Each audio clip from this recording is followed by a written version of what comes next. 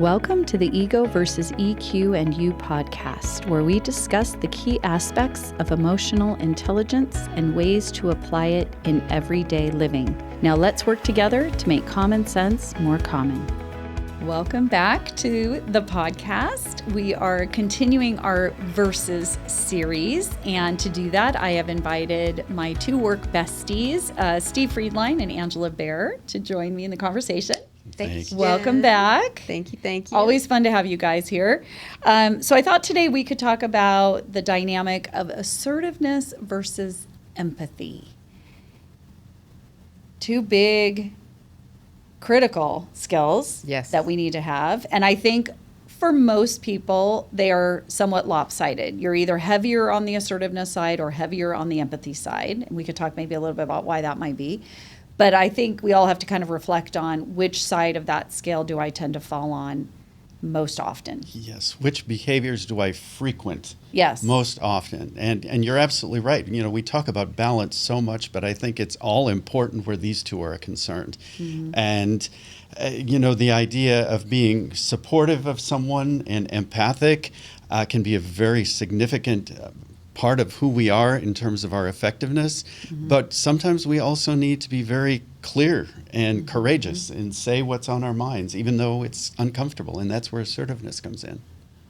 Yeah, there's a popular book out called Radical Candor, and there's others, in that same vein of just this, be just open to me, which is very assertive, and I think that's a double-edged sword too, right? I mean, if we're going to have radical candor, we better have radical preparation for that conversation. Yes, for sure. Yes, and it's very audience specific. True. Because when I think of candor, I can be very candid with people that I know very well, where we've built a trusting relationship, where we've had experiences over time and tend to be able to say a little more of what's really on our minds without being uncomfortable with one another. But if I'm in a relationship with someone I don't really know very well, and I'm very candid about my thoughts and the way I express them, that level of assertiveness might not be comfortable for them, even though it's comfortable for me. So let's just take a moment and think about and for our listeners, to maybe loosely define or what might it look like if someone is high on assertiveness, if their assertiveness is not in balance with their empathy, or vice versa? What should they look out for? For me, if I'm experiencing a little too much assertiveness, I'm of the opinion that the person is just saying exactly what's on their mind without thinking about how I might interpret it. If this is what I'm thinking, I'm going to say it. That's an uncomfortable level of assertiveness for some people, particularly in a relationship that's not been established over time. Just a little too much candor. My way or the highway. Directness? Kind of. Yes. Yeah. High directiveness, maybe. Directness. Agenda-oriented, personal agenda-oriented, maybe. Could feel like that. Yeah. The flip side is a little more difficult to describe, I think. But I think too much empathy to me is that person that's not comfortable telling someone the truth when they need to hear it, okay, whether it's in a friendship situation or in a work situation. If I've got egg on my face, I want to know. Yes. Okay, regardless who's giving me that information, I want to know the truth. And I think people that have a very high level of empathy might be so concerned about how that person might feel that they're unwilling to speak what needs to be said. Yes.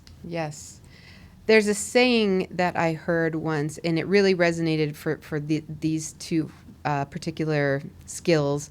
If you're high on the empathy side, and it is just so uncomfortable for you to hold somebody accountable, and so you'll just pick up the slack, or it's faster if I just do it, or XYZ, you're just burning that candle at both ends. It's not sustainable.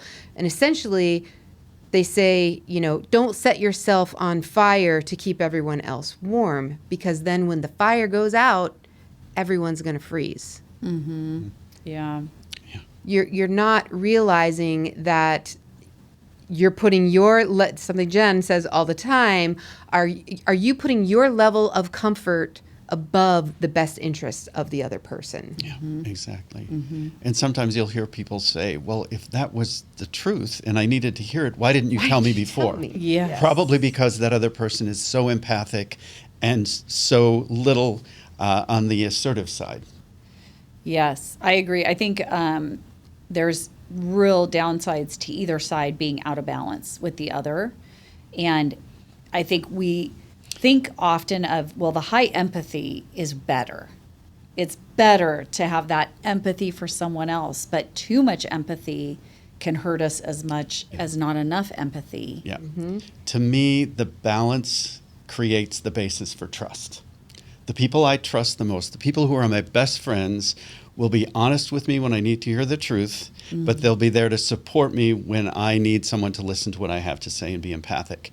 So I believe there's a direct correlation between solid balance between assertiveness and empathy and my ability to trust and respect someone to a greater level. Well, I think you're right. I think trust plays a really key part in there. I remember early in my career, I was in a learning and development role at a pretty small startup-y kind of size company. Now it's a huge company, but at the time it was small. And they had an employee orientation. This is how long ago it was. We called it orientation, not onboarding.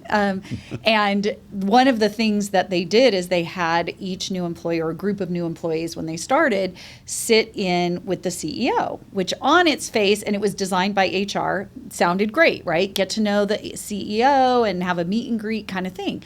But when I was in that new hire group, he was just sitting at his desk working, and we were just sitting in there watching, and it was so awkward. And I don't know if he was just awkward with it or they didn't prep him as to what we were supposed to all be doing. But when the head of HR, asked for feedback, I said, well, I thought it was not really worth our time because it felt like we were at the zoo watching Well, that did not go over well. It insulted her. She was very upset by my assertiveness in my honest candor feedback.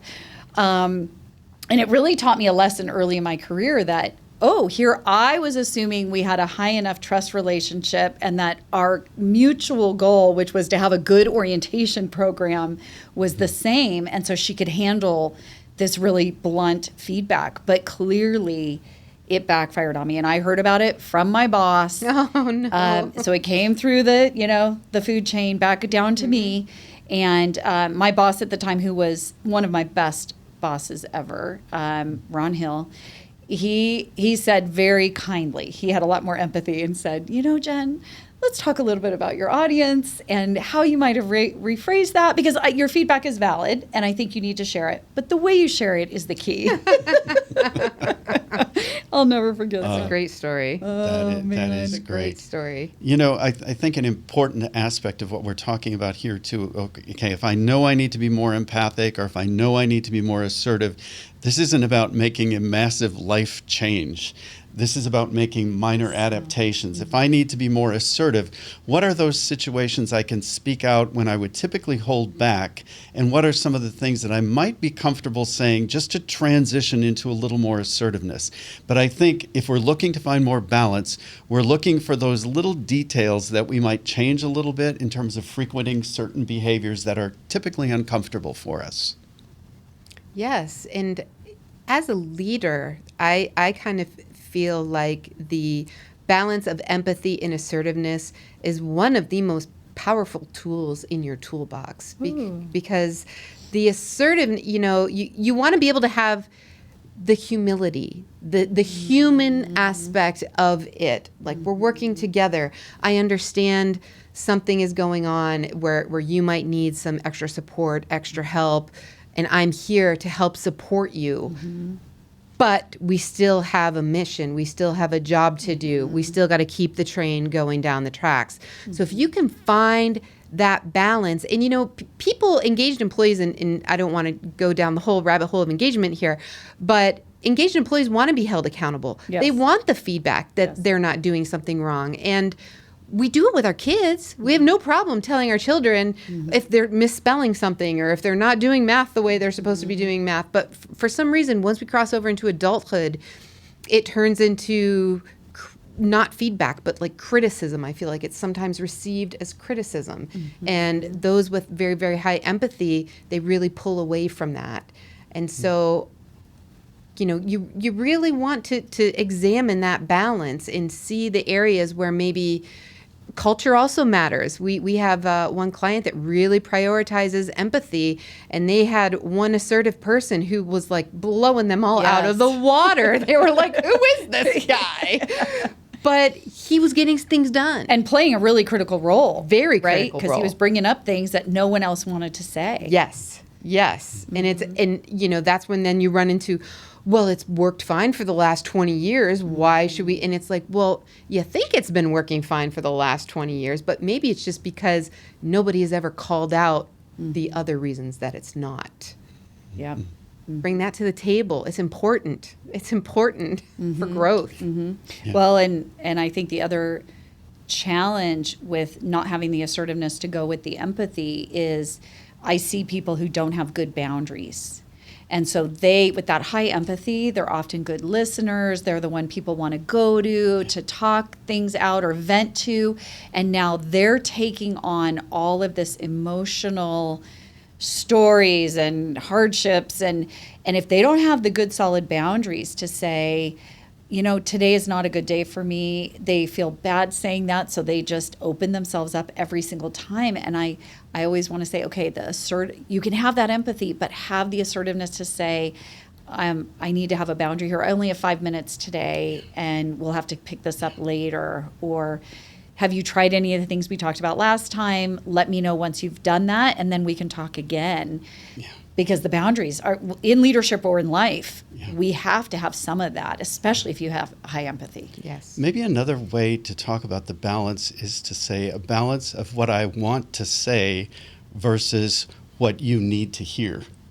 Okay? Ooh. What I want to say versus what you need to hear. I need to have that consciousness for being able to speak my mind, but with an ear for what is important to you in terms of what's going on in my mind. So lay that out a little bit more. That's it. Well, give me an example. Could you give us an example, like a working example? Yeah, exactly. So basically, I want to be conscious of what I say in terms of the needs of the other person. Okay, so it's not just I'm going to say it because I'm assertive and I'm courageous enough to say it, but I want to blend that with what that person needs to hear. Okay, so maybe connected to something they care about. Yeah, exactly. Yeah. It's back to not putting my own it's one of those things that, above what is in your best interest. Yeah. It's one of those things that made total sense in my head, but maybe I needed to explain. No, it made perfect sense. I was just seeing what I could get out of you. There you go. That's it. Yeah, that is good. Very thought-provoking. Yes. I mean, you might not always be that person's supervisor. You might not always be that partner. You might not, that friend. That friends.